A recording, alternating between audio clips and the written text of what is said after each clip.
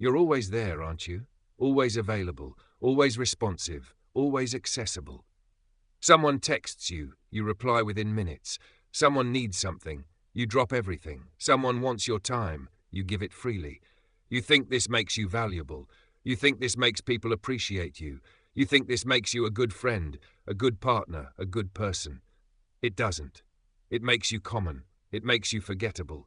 It makes you the backup plan. Here's what nobody tells you. The more available you are, the less valuable you become. This isn't cruel. This isn't manipulation. This is basic economics. This is the fundamental law of supply and demand applied to human relationships. Think about anything in this world that's considered valuable. Gold, diamonds, luxury cars, exclusive clubs. What do they all have in common? Scarcity. They're not everywhere. They're not accessible to everyone. They're rare, limited, hard to obtain. And that scarcity is precisely what makes them valuable. Now think about air. Completely essential to life. Literally can't survive without it. But what's it worth? Nothing. Why? Because it's everywhere. Abundant. Always available.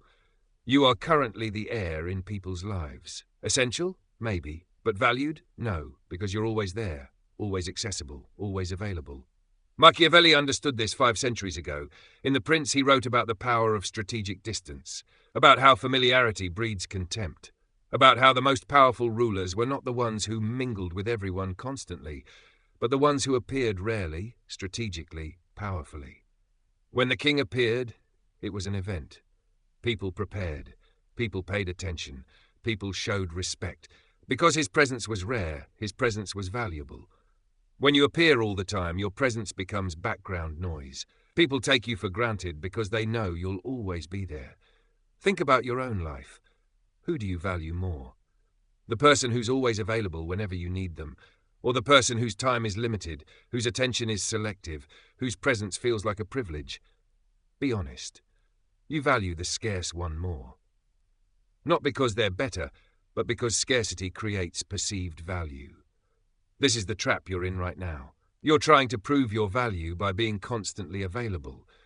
But you're actually destroying your value with every immediate response, every dropped plan to help someone else, every time you make yourself endlessly accessible.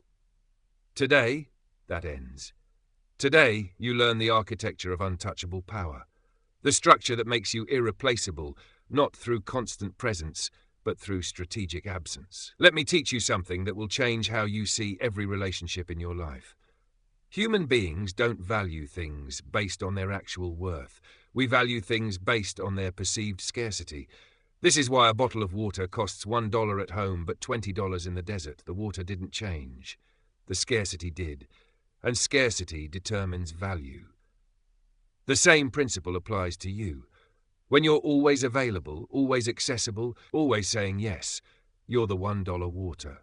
Common, expected, taken for granted. When you're selectively available, carefully accessible, strategically present, you're the date. This isn't about playing games. This is about understanding fundamental human psychology. We pursue what withdraws from us. We value what's difficult to obtain. We respect what we fear to lose. Machiavelli observed this in political power. He watched princes who tried to be loved by being generous, accessible, and kind to everyone. And he watched them get overthrown. Then he watched princes who maintained distance, who were selective with their favor, who created scarcity around their attention and approval, and he watched them command unwavering respect and loyalty. Why? Because people don't value what they can always access, but they desperately value what might be taken away. Think about your relationships right now. The people who take you for granted, when did it start? It started the moment they realized you'd always be there no matter what. The moment they learned they could disrespect you and you'd forgive. The moment they understood you'd always respond, always be available, always make time. You trained them that you have no scarcity, so they assigned you no value. Now think about someone in your life who commands respect, who people move carefully around, who people value highly. I guarantee you, they're not constantly available, they're not always responding, they're not endlessly accessible. Their time feels valuable because it's limited. Their attention feels precious because it's selective. Their presence feels meaningful because it's rare. You need to become this, not by being cruel, not by being distant for no reason, but by understanding that your availability is your currency, and you've been giving it away for free to everyone who asks. Here's the move that changes everything: strategic withdrawal. This is when you remove yourself intentionally, completely, without explanation, and watch what happens. Someone has been taking you for granted. Maybe they flake on plans repeatedly. Maybe they only reach out when they need something. Maybe they disrespect your time. What's your current response? Probably you communicate. You explain how it makes you feel. You try to work it out. You give them another chance, and nothing changes. Because talking about boundaries isn't the same as enforcing them. Here's what strategic withdrawal looks like. They disrespect your time again. And instead of explaining, instead of arguing, instead of giving them another chance, you just disappear. Not dramatically. Not with anger. Not with explanation. You simply become unavailable. They text you. You don't respond immediately anymore. Maybe not for hours. Maybe not for days. They try to make plans. You're busy. Vague busy. No explanation busy. Just busy. They try to provoke you into an emotional conversation. You give them nothing. Cool. Calm. Distant. And then you watch what happens. At first, confusion. Why are they acting different? What changed? Then concern. Did I do something wrong? Are they mad at me? Then anxiety. Are they done with me? Am I losing them? Then pursuit. Suddenly they're the one reaching out. Suddenly they're the one making effort. Suddenly they're treating you with the respect they should have shown from the beginning. Why? Because you introduced scarcity. You showed them that your presence is not guaranteed. You demonstrated that there are consequences to taking you for granted. You didn't argue. You didn't explain. You didn't beg for respect. You just withdrew and let the absence teach the lesson. Machiavelli wrote, "It is better to be impetuous than cautious, because fortune is a woman, and it is necessary, if you wish to master her, to conquer her by force." But understand this. Force doesn't mean aggression. Force means decisive action. Strategic withdrawal is decisive action. You're not being passive, you're not running away. You're making a calculated move that shifts the entire power dynamic. Because here's what most people don't understand. Presence is cheap. Absence is expensive. When you're always there, people get comfortable. They stop appreciating you because they don't fear losing you. When you withdraw strategically, people suddenly realize what they had. They suddenly see your value because they're experiencing life without it. This works in every relationship. Romantic relationships, friendships, professional relationships, everywhere. The person who's willing to walk away has all the power. Not because walking away is the goal, but because the willingness to walk away communicates something crucial. I don't need this more than I need my self-respect. And that's magnetic. That's powerful. That's commanding.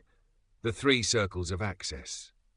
Now that you understand scarcity and withdrawal, let me show you how to structure your entire social world for maximum power and minimum exploitation. Imagine 3 concentric circles. These are your circles of access.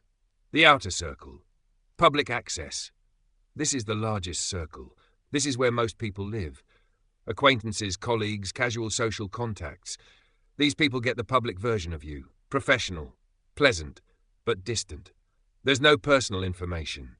No emotional vulnerability. No real access. They don't know your struggles. They don't know your plans. They don't know what's really going on in your life. And that's exactly as it should be. Because these people haven't earned access to the real you. You're polite, you're cordial, but you're a mystery. And that mystery creates respect because they can't categorize you, they can't put you in a box, they can't assume they know you. The middle circle, conditional access. This is smaller. These are people who've shown some value, some loyalty, some consistency. Friends you're still evaluating. People who might earn deeper access over time. These people get selective personal information. You'll share some things, but strategically. You'll make time for them, but not always. You'll be warm, but unpredictably so. They're on probation. They're being tested. Can they handle the access they have without taking advantage? Do they respect your boundaries? Do they add value to your life? Most people stay here, and that's okay. The middle circle is valuable. These are solid friendships and relationships, but they're not inner circle. They don't get everything. The inner circle, full access. This is the smallest circle, Maybe 5 people in your entire life, maybe fewer. These are the people who've proven themselves over time, who've been there through adversity, who've shown unwavering loyalty, who add genuine value to your life, who respect your boundaries without being told.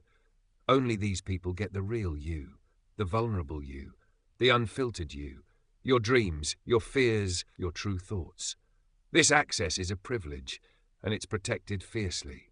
Here's why this structure is powerful.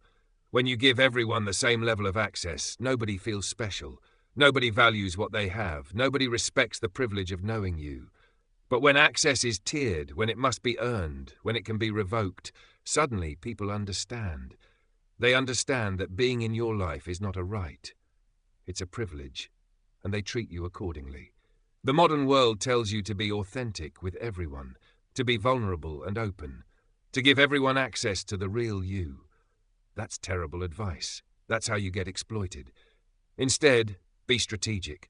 Let people earn access to you, and revoke that access swiftly when it's abused. Most people will never make it past the outer circle. Some will reach the middle. Very few will reach the inner circle, and that's exactly how it should be, building the invisible throne. Now we get to the advanced level. The throne you can't see, but everyone feels. You've mastered scarcity.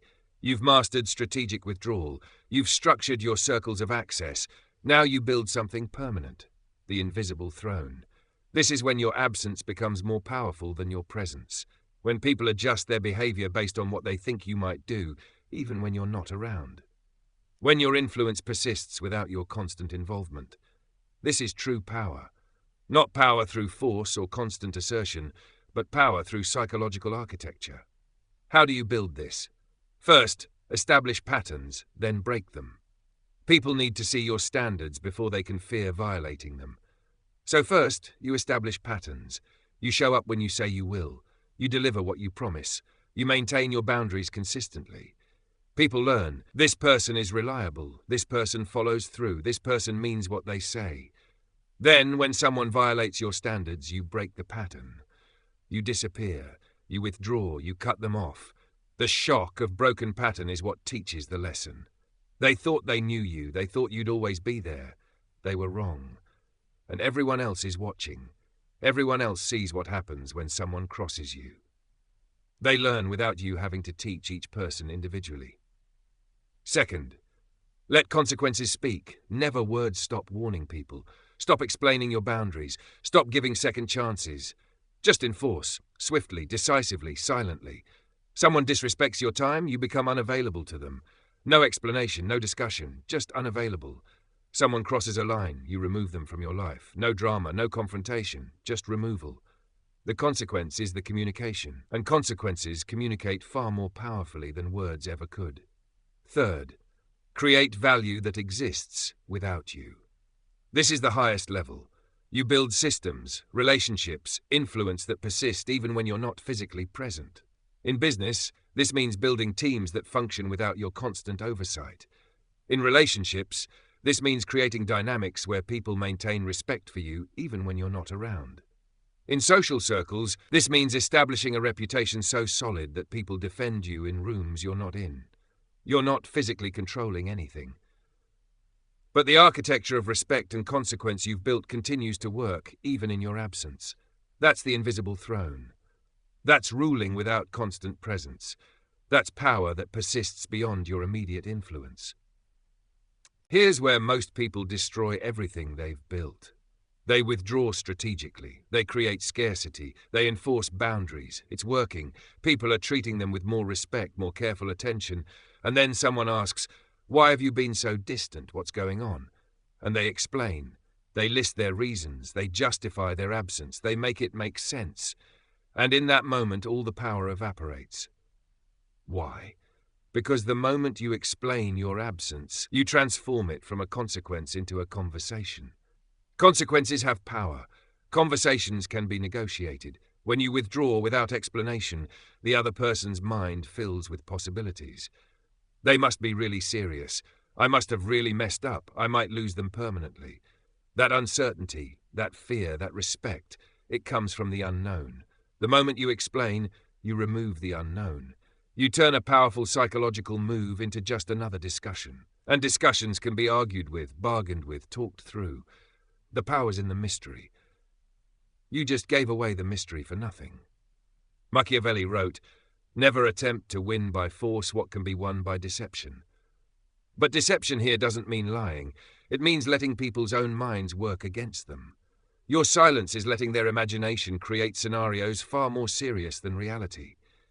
Their mind is doing the work of teaching them respect, and you're interrupting that process by explaining. Stop explaining why you haven't been available, why you withdrew, why you're being distant, why you cut someone off. Just be unavailable. Just be withdrawn. Just be distant. Just be gone. Let the absence speak. Let the consequence teach. Let the mystery maintain power. If they ask, you don't owe an explanation. A simple, "I've been focused on other things" is enough. Vague, non-specific, final. The less you explain, the more they respect. The more mysterious you remain, the more powerful you become. Your absence should be an unexplained force of nature, not a negotiable decision that can be talked through and resolved. Living as an event, not a constancy. We've reached the final architecture, the ultimate expression of Machiavellian power in modern life. Stop being a constant, become an event. What's the difference? A constant is always there, expected, part of the background. Taken for granted. Like the sun rising. You don't appreciate it because you know it'll happen again tomorrow. An event is rare, anticipated, prepared for, valued. Like a solar eclipse. You pay attention because you don't know when you'll see it again. Most people live as constants, always available, always accessible, always the same, and therefore always undervalued. You need to become an event. This means your availability is limited and selective. Your presence feels significant because it's not guaranteed. People prepare to interact with you because your attention is valuable. Your absence is noticed and felt. When you do appear, people pay full attention. This isn't about being difficult. It's about understanding value. When you're always at every social gathering, your presence stops mattering. When you attend selectively, people notice when you're there and when you're not. When you always respond immediately, your responses lose weight. When you respond thoughtfully and on your schedule, people value what you say. When you're always available to help, people take advantage. When you help selectively and strategically, people appreciate it genuinely. You're not being mean, you're not being cold, you're being scarce, and scarcity creates value. Machiavelli understood this about political power. The most powerful rulers weren't the ones constantly among the people. They were the ones whose appearances were events, whose decisions were waited for, whose favor was sought because it was rare. You need to apply this to your life. Stop trying to be everywhere, do everything, help everyone, respond to everyone. Start being selective, strategic, scarce. Your time is the most valuable resource you have. Stop giving it away for free. Make people earn it. Make people value it. Make people respect it. And when they do respect it, when they do value it, when they do earn it, then you can choose to give generously. But only then. The invisible throne you've built, the scarcity, the strategic withdrawal, the circles of access, the unexplained consequences, it all comes together here. You're no longer someone people take for granted. You're someone people are careful with, someone people value having in their life, someone people fear losing.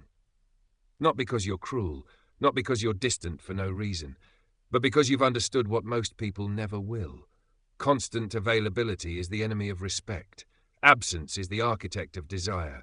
Scarcity is the foundation of value. You are no longer common. You are no longer background noise. You are no longer taken for granted. You are an event. You are valuable. You are untouchable. This is the invisible throne. This is Machiavellian power in the modern age. This is how you move through life being respected, valued, and irreplaceable. Comment below, I am scarce, therefore valuable, if you're ready to stop being everyone's option and become their only choice. Subscribe if this changed how you see power, because absence isn't weakness. Absence is the ultimate power.